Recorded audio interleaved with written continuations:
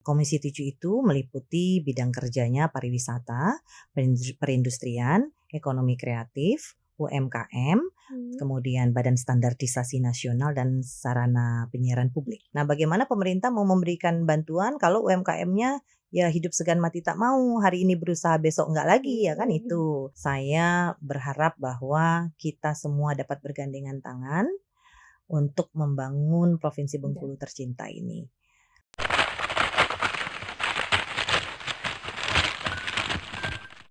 Assalamualaikum warahmatullahi wabarakatuh. Salam sejahtera bagi kita semua. Kembali bersama saya Yunike Carolina dalam program Bincang Tribun. Dan masih bersama saya Mbak Erna Sari Dewi, yang sebelumnya kita sudah berbincang-bincang tentang cabang olahraga akuatik di Provinsi Bengkulu. Karena Mbak Erna menjabat sebagai Ketua Pengprov Akuatik Provinsi Bengkulu.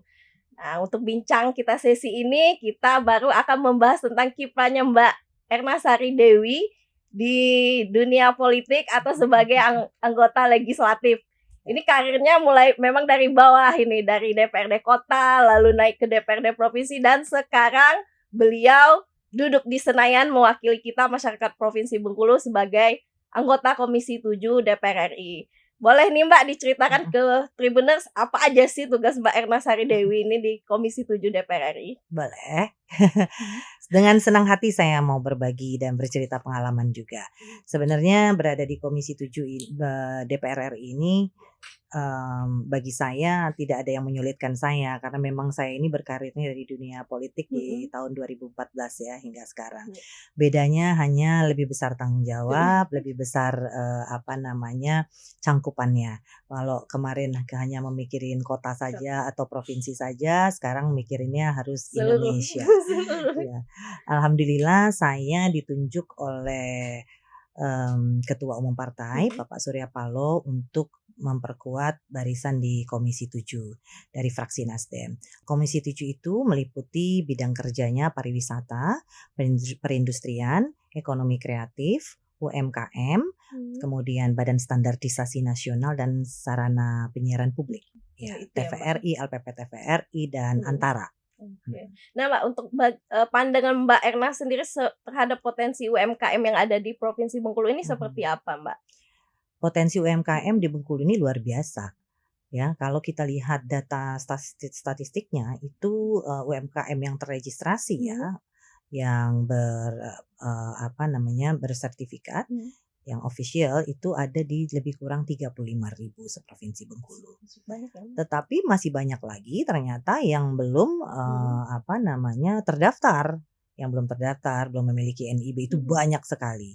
Nah, bagaimana kemudian dengan potensi UMKM kita yang ada ini, karena UMKM ini satu-satunya yang bisa menjadi tulang punggung perekonomian Indonesia pada umumnya dan tulang punggung perekonomian di Provinsi Bengkulu. Karena yang bisa menggerakkan motor perekonomian itu ya dari UMKM. Jadi dari ekonomi mikro, kecil dan kemudian menengah. Semua bergerak sehingga perekonomian kita itu kalau kemudian mengalami peningkatan tentu itu akan memperbaiki kesejahteraan kehidupan masyarakat. Ya, terhadap UMKM dan ekonomi kreatif Bengkulu sendiri Mbak, apa yang menurut Mbak yang masih perlu dibenahi Mbak? Ya, banyak sekali ya. Sebenarnya permasalahan UMKM ini tidak hanya di Bengkulu saja, permasalahannya hampir di seluruh wilayah Indonesia ini sama. Satu, permasalahan klasik adalah soal akses pembiayaan. Selalu itu permasalahannya. Yang kedua, yaitu soal kualitas produk. Ya, kualitas produk. Artinya apakah barang-barang atau produk yang dihasilkan oleh para UMKM ini sudah berstandarisasi-kah? Apakah kemudian memenuhi selera pasar? Oke. Yang ketiga permasalahannya adalah marketing. Bagaimana kemudian melakukan mencari marketplace-nya untuk menyalurkan produk-produk yang dihasilkan oleh para UMKM ini. Tentu kan mereka ini harus dilakukan pelatihan, harus dilakukan pendidikan, harus ada beberapa informasi yang diberikan kepada mereka bagaimana kemudian mereka ini tidak hanya bisa memproduksi barang, tetapi juga bisa menjual barang, menambah produk tersebut ada value added-nya, nilai tambah, kemudian bagaimana menjual barang itu sesuai dengan keinginan konsumen. Nah, ini yang terpenting. Itulah permasalahan klasik seluruh Indonesia. Iya. Tapi kan saat ini pemerintah juga sedang berbenah, apalagi kita tahu bahwa UMKM ini sudah pecah ya dari ini apa namanya koperasi dan UMKM sudah Berdiri terpisah sendiri. menjadi dua entitas ya, koperasi berdiri sendiri itu sekarang ada di Komisi 12, kemudian UMKM tetap berada di Komisi 7. Ya, jadi sekarang ini tentu ada penyesuaian kembali, penyesuaian penganggarannya, kemudian penyesuaian beberapa program-programnya dan juga penyesuaian strukturalnya di Kementerian UMKM sendiri. Sekarang ini di Kementerian UMKM juga ada beberapa dirjen yang belum terisi. Jadi sedang berbenah sekarang ini secara struktural. Karena kementeriannya juga ini ya Mbak, berubah ya Iya, secara ini ya. betul. Nah, untuk gebrakan Mbak Erna Sari Dewi sendiri apa nih Mbak untuk UMKM dan ekonomi kreatif Ya, di Provinsi berlandaskan Bengkulu? dari 3 permasalahan klasik tadi Iya. ya, terkait aksesibilitas pembiayaan, terus kemudian bagaimana meningkatkan quality produk dari UMKM tersebut, terus bagaimana kemudian memasarkannya. Ya, dari 3 hal ini tentu ini menjadi concern saya ke depan. Kami sudah melakukan beberapa rapat konseling dengan Pak Menteri, Pak Maman Abdurrahman, Menteri UMKM, dan juga kemudian melakukan rapat-rapat dengar pendapat. Kami juga memberikan saran beberapa masukan terhadap program-program kerjanya Bapak Menteri. Pak Menteri kemudian menyarankan ada beberapa hal yang kemudian menjadi beberapa masukan juga dari DPR RI, kami anggota Komisi 7, yaitu dengan memberikan bantuan pembiayaan untuk para UMKM. Dan kemudian UMKM ini harus kemudian dipilah-pilah lagi. Artinya sekarang ini pertama adalah dari sisi pendataan. Pendataan UMKM seluruh Indonesia ini, maaf saya katakan itu tersebar di 27 KL, di 27 kementerian lembaga. Artinya ini akan sulit ketika ini tidak di kotak-kotakan, ya kan? Kemudian jadi pendataan ini pertama harus benar dulu.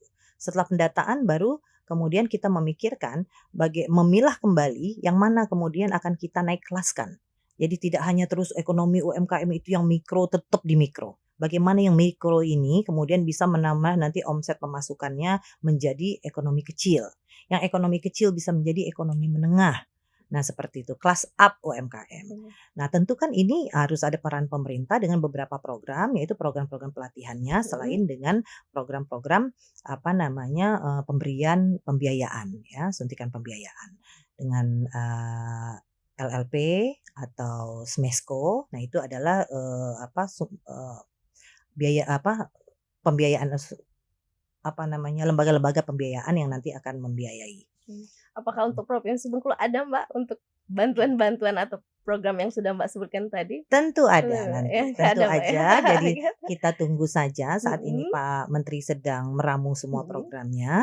Nanti di seluruh Indonesia UMKM ini akan dapat angin segar, bukan angin segar sih, akan dapat dana segar juga untuk mendapatkan bantuan pemerintah supaya meningkatkan usahanya dan kemudian yang sudah ada menjadi naik kelas usahanya. Ya, itu termasuk untuk Bengkulu nantinya ya Mbak. Tentu, pasti ya, Mbak. tentu. Nah, Saya ini gimana nanti pelaku UMKM yang ada di Bengkulu untuk menjangkau bantuan ini Mbak? Ya, yang pertama tentu persyaratan-persyaratan umumnya harus disiapkan ya kan, bahwa UMKM yang mendapatkan bantuan yang pertama itu UMKM yang memiliki sertifikat ya kan, atau UMKM memiliki NIB ya, izin berusaha. Itu harus. Kemudian juga yang akan dilihat juga bagaimana apa yang akan diberikan bagaimana diberikan bantuan kalau memang UMKM-nya juga aktif. Nah, bagaimana pemerintah mau memberikan bantuan kalau UMKM-nya ya hidup segan mati tak mau, hari ini berusaha besok enggak lagi ya kan itu. Nah, tentu ada penilaian atau melihat track record dari UMKM yang sudah ada.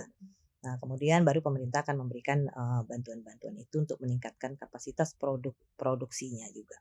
Nanti apakah pelaku UMKM ini mengajukannya ke dinas terkait, Mbak, tingkat provinsi atau Mhm. gimana sih, Mbak? Ya, jadi, Bisa langsung? sebagaimana Mhm, perubahan aturan nomenklatur di atas mhm, bahwa UMKM ini memiliki kementerian mhm. sendiri, maka di bawah pun pemerintah daerah sudah harus menyiapkan dinas UMKM Oke. nantinya. Bagaimana kemudian, bekerja secara struktural yang berkolaborasi, Mhm. kalau dari atasnya nggak match dengan di bawah, maka nanti Pemda juga harus menyiapkan dinas UMKM, ada kepala dinas barunya yang Perubahan kemudian nanti nomenklatur tadi ya, Mbak? betul, yang kemudian akan lakukan penyesuaian secara cepat ya Mhm. untuk supaya program-program dari pusat itu bisa berjalan linier dengan Mmm. daerah. Ya, Mbak. Ada syarat khusus nggak sih, Mbak, untuk Mhm, pelaku UMKM tadi selain mungkin aktif dia, Mbak, atau NIB-nya, heeh, atau terus perlu ya, eee, nanti pikir kita ini ada karena nggak dekat, kita nggak dapet nih gitu kan, nggak dekat Oh, sama nggak nggak kenal ada. sama orang OPD gitu.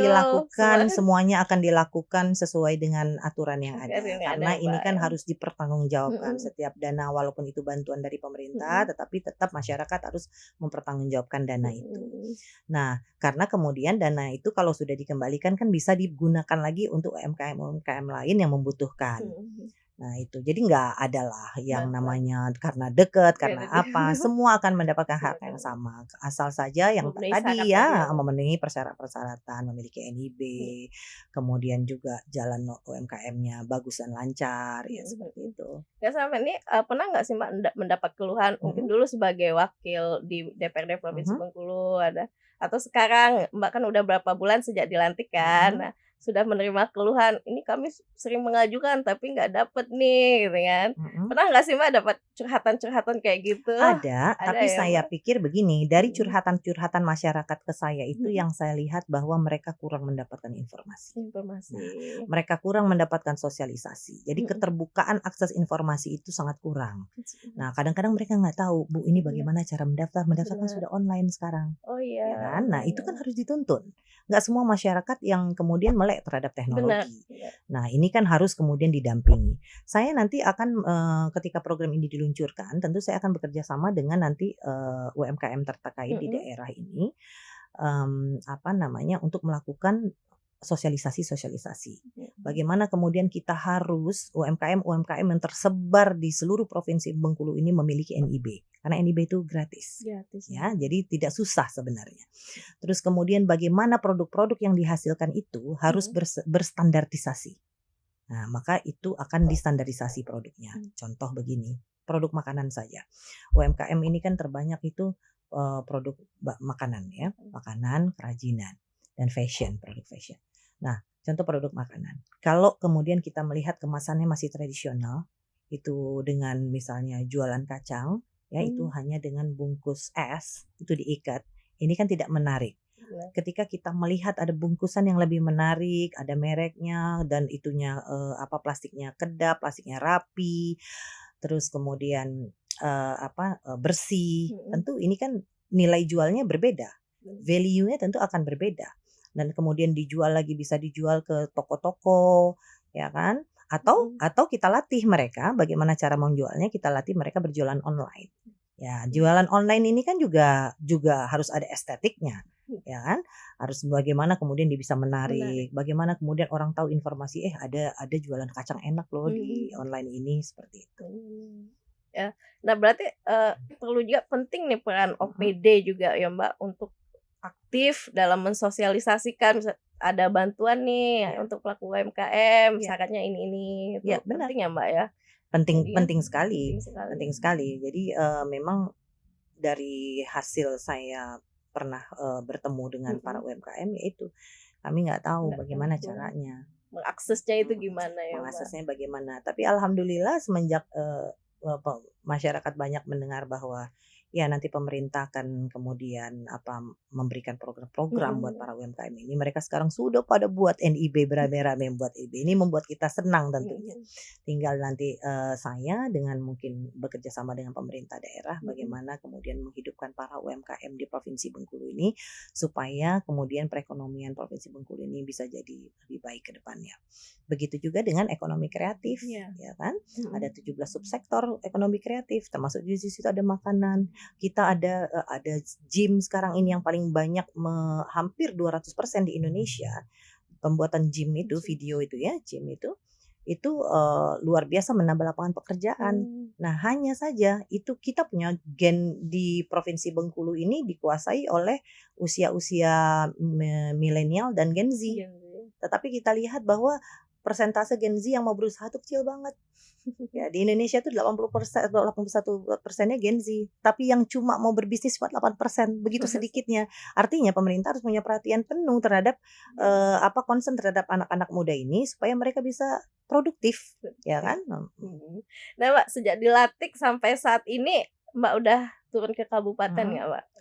Menyerap aspirasi pelaku UMKM dan Iya, ekonomi kalau kreatif. saya kan kemarin hari ini juga masih dalam Mhm. rangka reses juga sampai Reses berakhir ya. nanti 2 Januari. Reses inilah yang kemudian agenda wajib yang harus dilakukan anggota DPR RI untuk menyerap aspirasi masyarakat di daerah pemilihannya. Dan saya sudah ke Bengkulu Selatan, kemarin kami itu Berendau Kutau. Benar. Kita melihat di situ Baik. gerai UMKM yang sudah dibuat oleh pemerintah daerah, itu hasil dari sumbangan teman-teman yang ada di DPRD Provinsi Dapil Bengkulu Selatan Kaur, tetapi sampai hari ini dari pembangunannya itu belum digunakan. Jadi sangat sayang sekali kemudian kalau ini tidak dimanfaatkan. Serah terima dari provinsi ke pemerintah daerah sudah dilakukan, hanya saja tinggal di launching saja. Mudah-mudahan dengan nanti setelah dengan pemerintahan yang baru ini semua juga bisa diberikan kepada para UMKM untuk bisa berjualan di sana. Dipakai Tersentralisasi di Nanti situ. kalau lama-lama terbengkalai khawatirnya sayang ya, Mbak. Ya, itu di Bengkulu Di Bengkulu Selatan, beberapa Selatan. temuan kita di Bengkulu Selatan. Kemudian juga kita ke Seluma. Maka kita melihat bahwa di Seluma juga ada potensi-potensi wisata yang kemudian itu seperti hidden wisata gitu ya, yang orang nggak tahu ya, tetapi karena tidak dieksplor. Kenapa? Karena juga akses transportasi ke sana kan susah sehingga menyulitkan orang menjadi malas ke sana. Di mana, Mbak? Padahal bagus itu. Di mana, Mbak? Di Seluma itu. Di desa. Ada air terjun, apa namanya? Air terjunnya. Bukan di Lubuk Resam itu, Mbak, yang air hangat. Di Lubuk Resam itu juga ada ya, satu, terus ada lagi satu desa yang memang dia belum dikelola secara maksimal. Nah, di situ juga pemerintah daerah pemerintah kabupatennya akan mengeksplor itu. Tapi memang harus diperbaiki dulu transportasi jalannya ke sana. Nah, ini termasuk tadi wisata ini di Komisi 7 juga ya, Iya, Mbak? Apakah Mbak akan dorong dari pusat ini, Mbak, untuk perhatian ke daerah-daerah yang punya potensi wisata tadi? Sebenarnya pusat juga sudah memberikan beberapa perhatian besar ya. Kita punya desa-desa wisata yang sudah ke tingkat nasional, itu ada di Rejang Lebong, ya di desa 4 suku Menanti, itu salah satu yang masuk di nasional. Desa wisata nasional ini luar biasa. Jadi banyak sekali keunikan-keunikan desa di desa-desa ini yang bisa kita maksimalkan untuk menjadi desa-desa wisata. Karena pembangunan itu harus berawal dari desa. Pembangunan itu harus diawali di desa. Kemudian baru kemudian apa yang menjadi potensi desa itu. Saya kemarin menyarankan juga di Seluma itu, karena Seluma ini kan terlalu banyak blank spotnya, yang tidak ada sinyal dan lain sebagainya. Saya bilang sama pemerintahnya, coba diambil satu tempat wisata atau satu desa yang kemudian kita bikin pilot project menjadi smart village, menjadi desa pintar. Kita masukin wifi dan lain sebagainya. Kita bangun sarana wisatanya di situ. Nah, bagaimana nanti akan melihat itu bisa menjadikan trigger bagi desa-desa wisata lainnya. Selain di Bengkulu Selatan, Seluma, di kabupaten mana lagi Mbak udah turun? Saya ke kota, terus juga ke Lebong. Ke Lebong ini terkait dengan transmisi digital. Jadi kemarin waktu ketika saya dengan Direktur TVRI kita melakukan rapat dengar pendapat, saya menyampaikan kepada Pak Direktur LPP TVRI, saya bilang bahwa ada pesan dari masyarakat Provinsi Bengkulu. Dari masyarakat Bengkulu bahwa Bengkulu itu hanya dari 10 kabupaten kota punya 9 transmisi. Yang digital itu baru 3. Maka alhamdulillah dari beberapa masukan yang saya berikan, langsung turun 2 hari kemudian itu direktur teknisnya turun ke Lebong untuk memasang transmisi digitalnya. Alhamdulillah, dan insya Allah di tahun depan, tahun 2025 ini semua dari 9 itu 3 sudah, berarti 6 lagi ya, berarti 6 semua akan bertransmisi digital. Karena begini, tidak semua orang bisa membayar, apalagi di daerah TV berbayar. Benar. Kan itu satu. Mereka pasti akan menonton TV pemerintah, ya kan? Mereka pasti akan mengakses informasi itu dari sana, baik radio Republik Indonesia, TVRI, atau juga bisa dengar ini ya, radio-radio lainnya, lokal lainnya. Nah, saya pikir masyarakat butuh keterbukaan informasi. Ya, apalagi kalau untuk mempromosikan UMKM. Ya betul. Bagaimana mereka mau dapat informasi, mendengarkan informasi ketika mereka tidak punya akses untuk itu. Teknologinya masih kurang, sinyal aja nggak ada itu ya Mbak. Ya, Mbak. Nih Mbak, sekarang udah di Komisi 7 ya kan.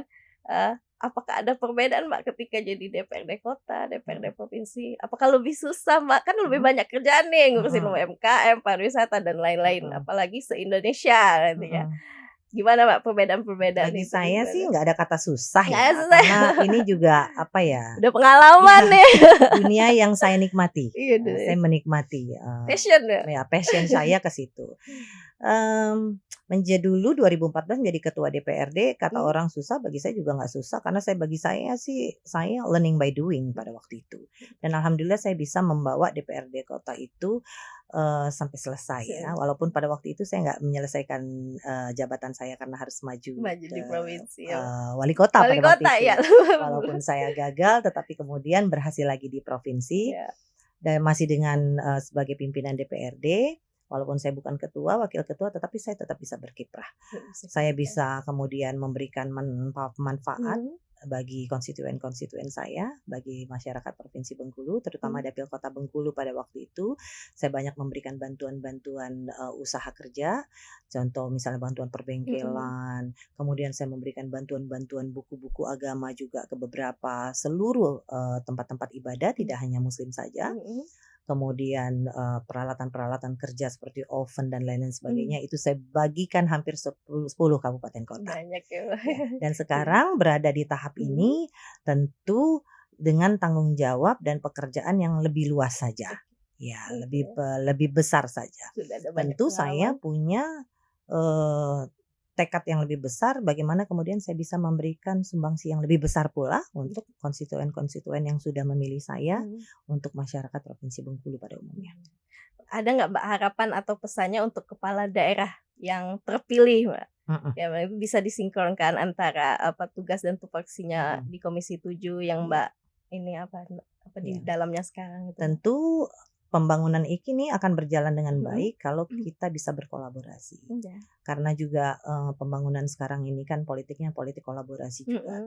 Jadi antara pemerintah pusat, kami adalah merupakan instrumen perpanjangan tangan juga dari bagian dari pemerintah untuk menjembatani antara pemerintah dengan rakyat, ya kan?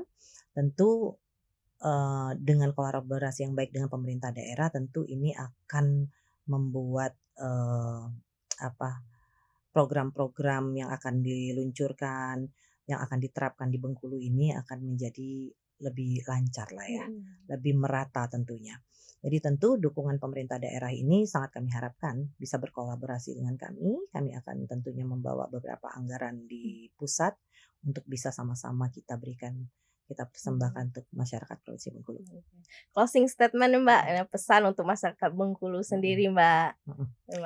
Untuk masyarakat Provinsi Bengkulu semuanya, saya berharap bahwa kita semua dapat bergandengan tangan untuk membangun Provinsi Bengkulu tercinta ini.